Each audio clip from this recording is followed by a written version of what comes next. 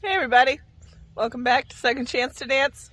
I'm Nicole, and if you haven't already, I'd love it if you subscribed and watch the rest of our videos. We're really excited about the channel, and we can't wait to take you along with us.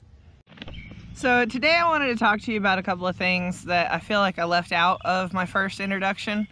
I've had a lot of people ask me why in the world I would start a YouTube channel when I have so many other things going on in life every day. I have 2 kids, I have a wonderful, wonderful husband who is very supportive of all of my crazy horse adventures. He's been giving me this look for the last 10 years, but he has stuck with me through thick and thin, so he's an amazing man. We have 6 horses and a pony.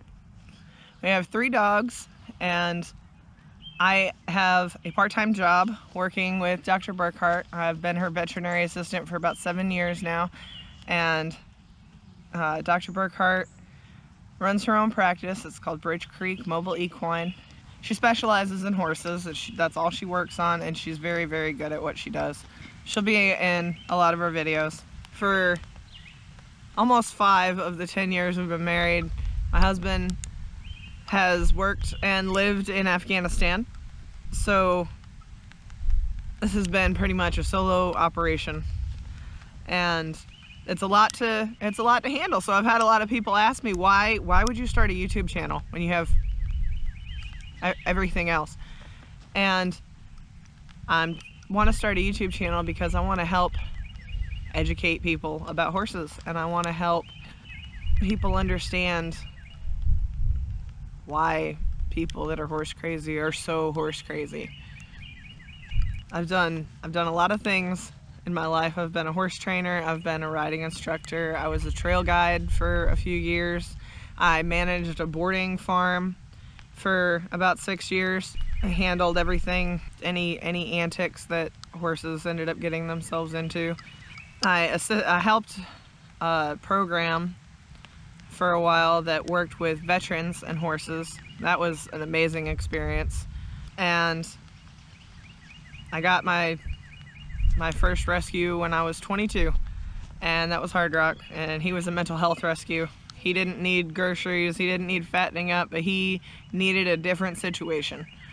I'll tell you more about that in his video. All my horses are gonna have their own videos.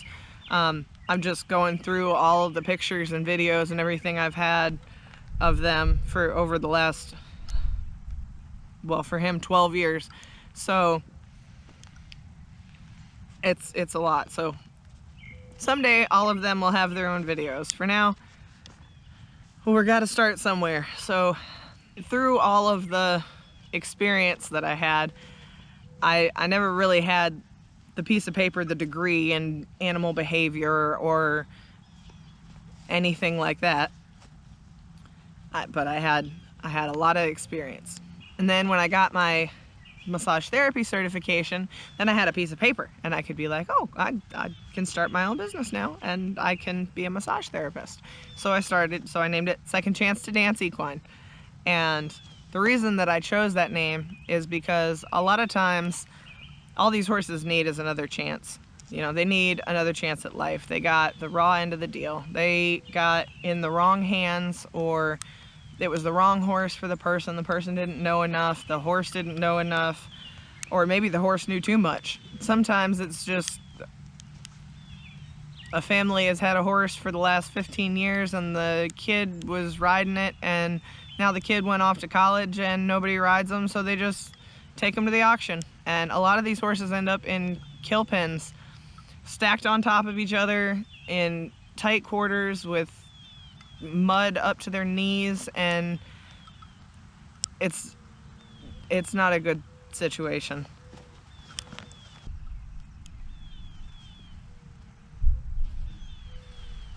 You can see the fear and confusion.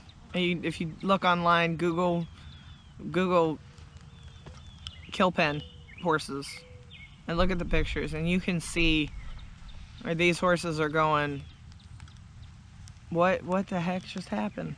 Why did my people leave me. Where am I? Who are all these other horses? And no horse deserves that. They don't deserve to stand in a stall with 10 horses in the same stall until they get loaded up on a truck with 50 other horses and shipped to Mexico. And if they can't, if they're too weak to withstand the trip and they lay down in the trailer, they're gonna get trampled.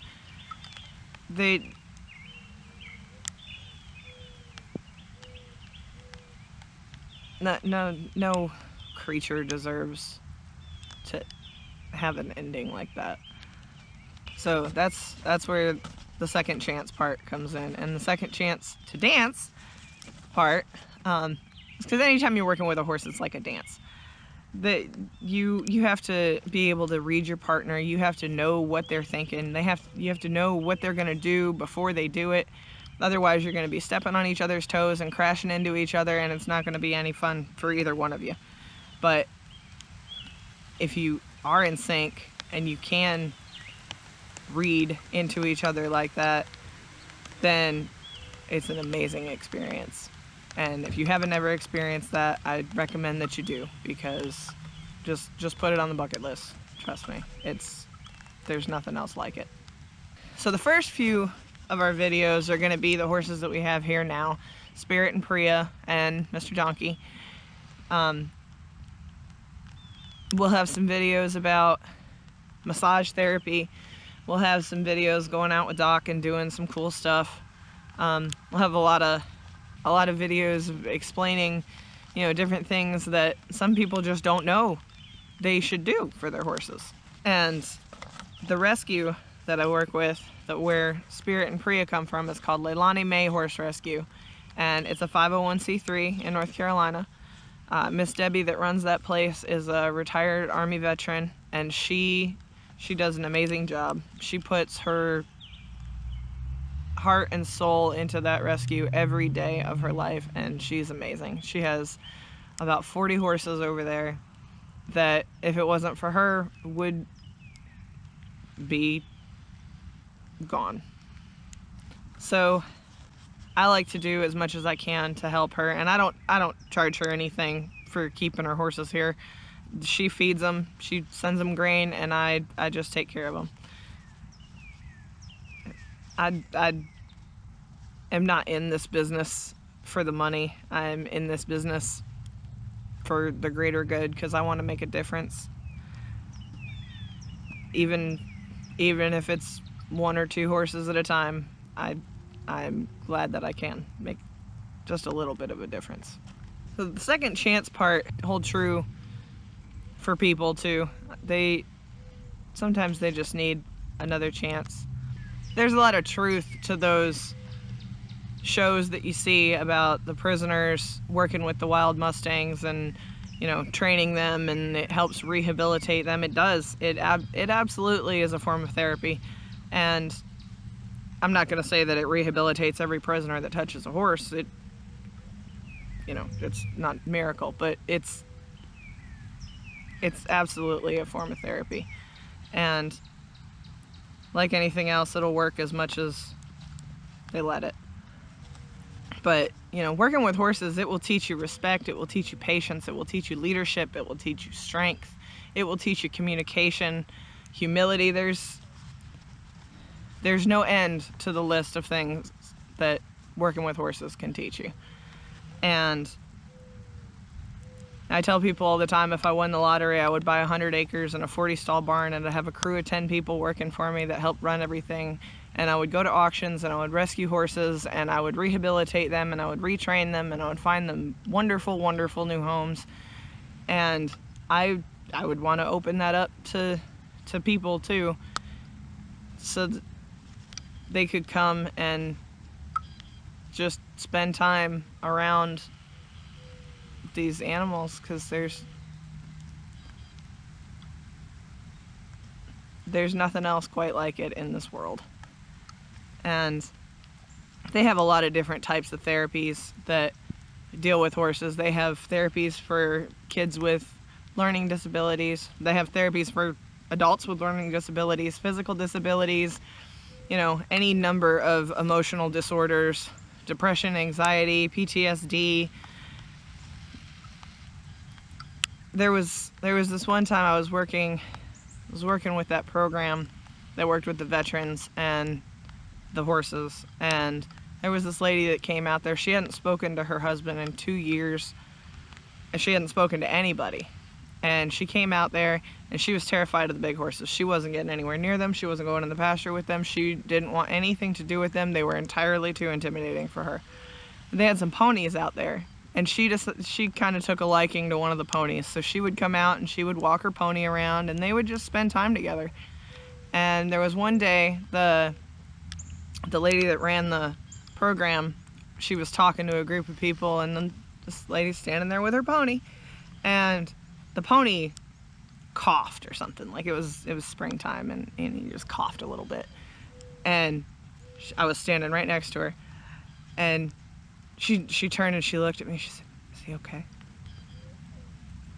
And this lady hasn't spoken. She hasn't spoken in 2 years.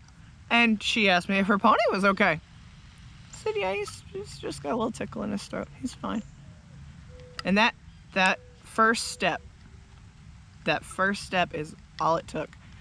And her husband came back. He came up there a couple weeks later, and he was like, "What happened? What happened? She's like a different person." So nobody will ever convince me that horses are not therapeutic. They absolutely are. And I think that, you know, if you take somebody that is a domestic violence survivor and you put them in a round pen with a horse, and you teach them that they can communicate with this 1,100-pound animal with a flick of their finger, there's nothing more empowering. So that is the ultimate goal of what I would like to do. I would love to be able to rescue horses from auctions, rehabilitate them, retrain them, rehome them, and involve people in that process. There's something to be said for it being a rescue process, because they start off seeing this horse in their worst moment, in their worst condition. Their skin and bones, they're covered in mud, they have a respiratory infection, all of these ailments, and they still want to live. And they can help that horse come back from that. That you can't be involved in that and not take something away from it. So that's the dream goal, is help horses help people, and help horses help people. So there you have it. Thanks for tuning in. I hope you enjoyed that. Sorry that it was very long-winded, but now that that's out of the way, I hope you enjoy the rest of the videos.